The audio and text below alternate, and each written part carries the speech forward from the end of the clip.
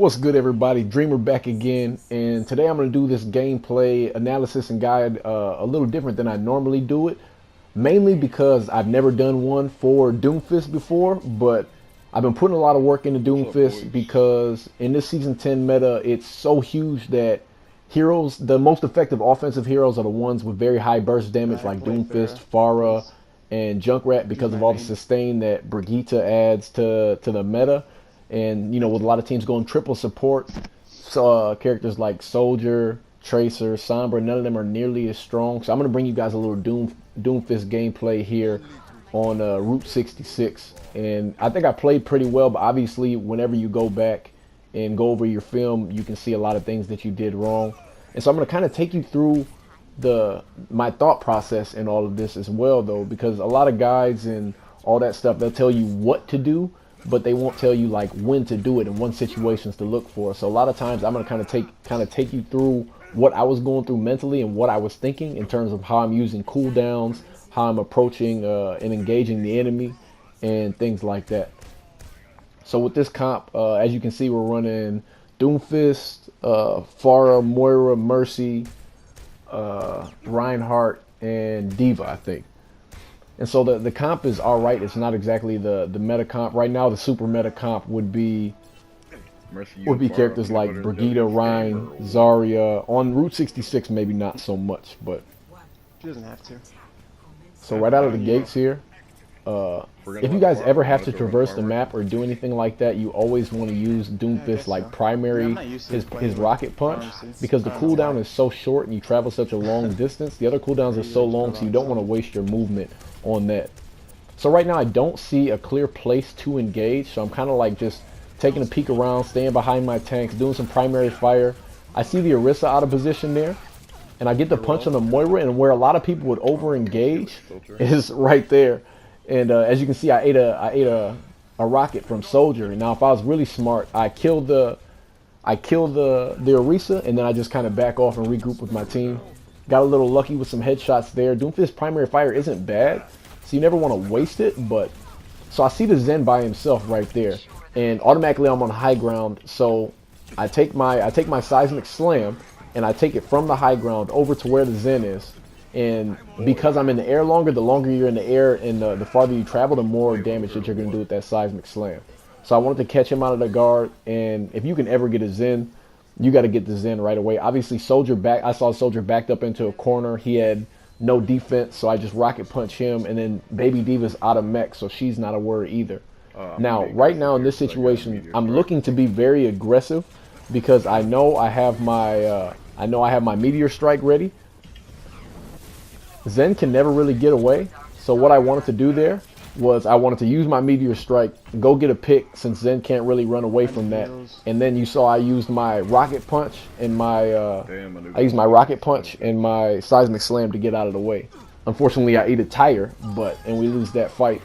But that's just an unfortunate circumstance. All I was really trying to do with that scenario was, make it a 5-on-6 for my team. But even then, I didn't really get a good engage because I just went right down the middle of the street, which is something you never want to do as Doomfist because you have no shields, you have no cover. You only do that. You only get that when you do damage.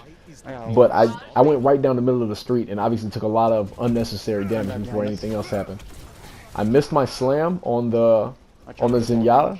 And one thing you want to do is you want to turn your sensitivity up as Doomfist so you can use your abilities and get out of harm's way quickly.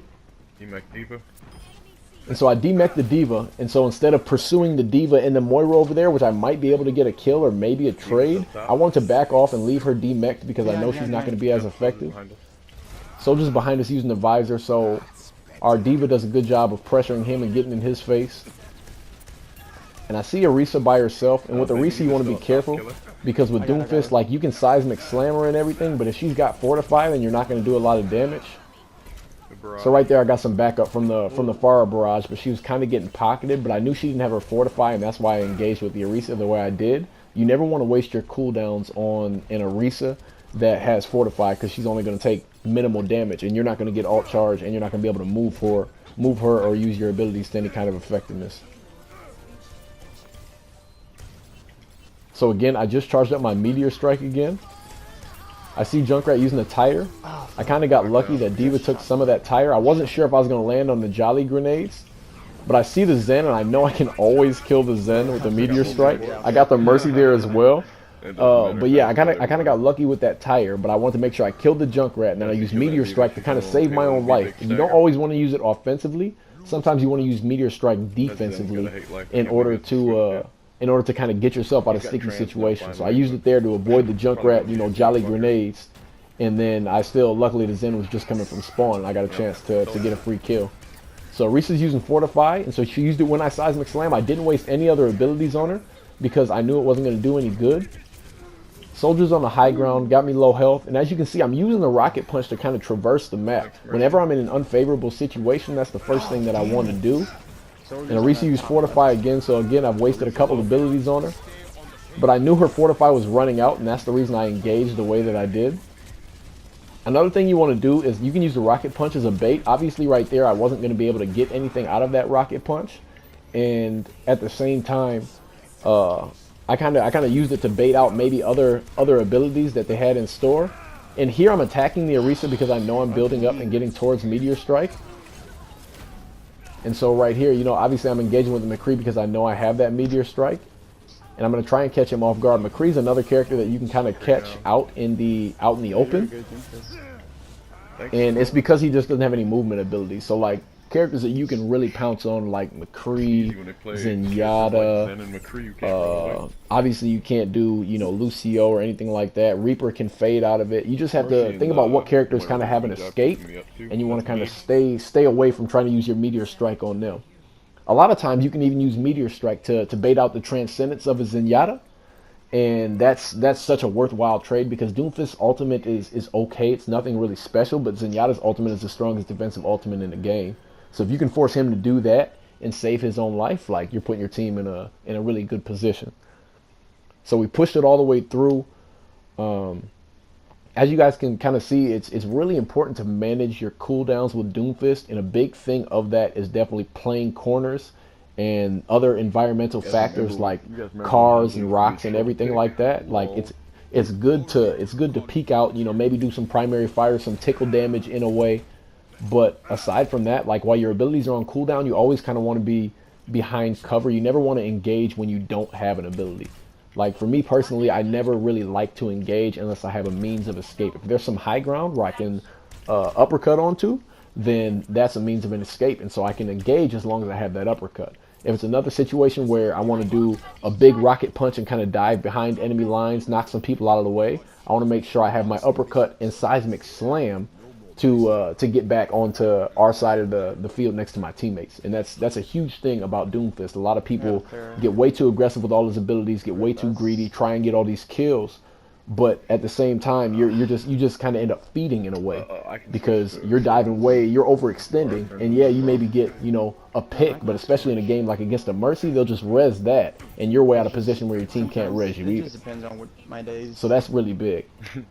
And of course, every Doomfist player and every Doomfist guide, they're all going to tell you out there, you never want to use your uppercut and then come down with your seismic slam, because that's two abilities and you don't really get anything from those abilities. You always want to disengage with an uppercut and then a seismic slam, or you always want to engage with a seismic slam first, followed by primary fire and then an uppercut, and you can always use your rocket punch to get back out.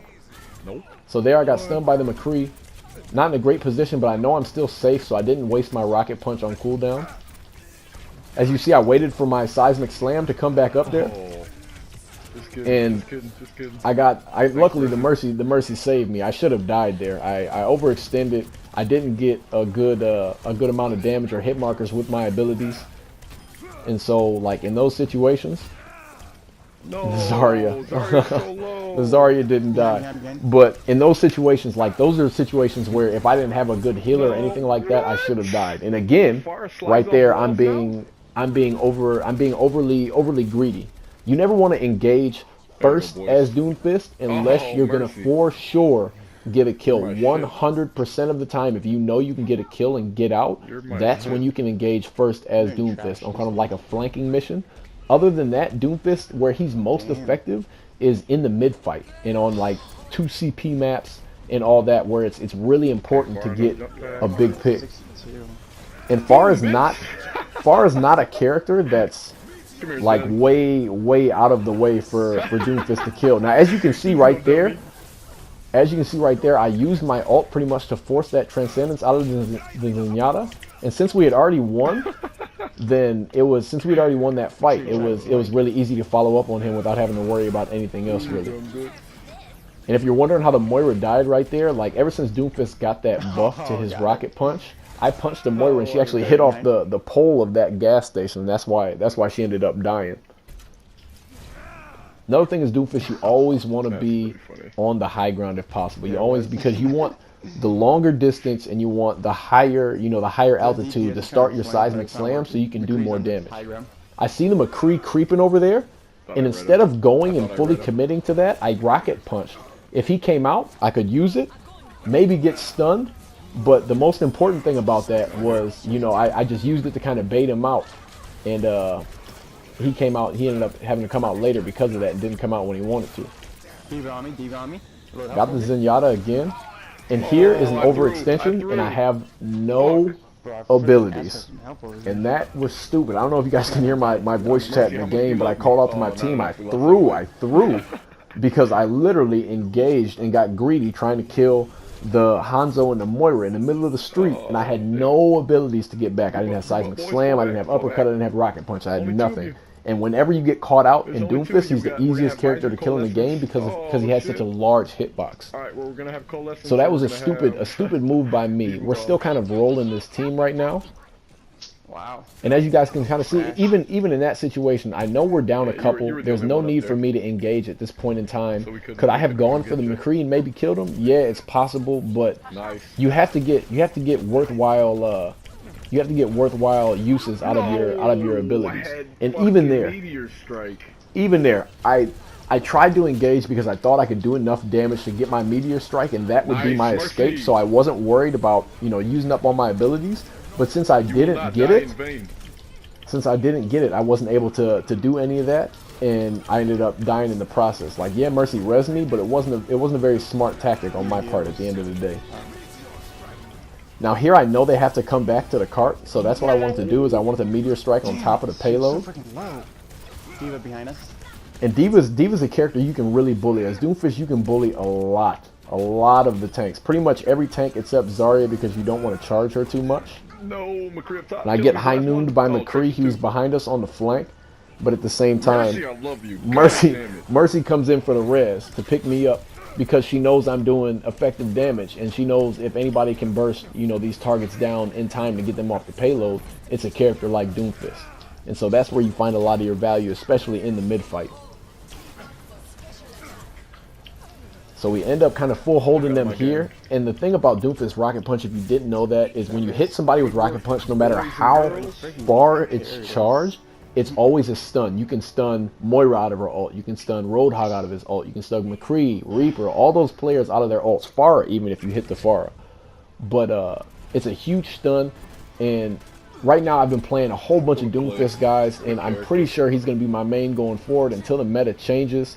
He's just so effective. He has so much burst damage. I appreciate you guys a lot. I've been getting a lot of views and a lot of positive feedback on these videos. If you guys like them, hit those like and subscribe buttons, and make sure you let me know so I can bring you more of it. Doomfist Season 10, like, he's a meta breaker, guys. I highly encourage you to put some practice into him.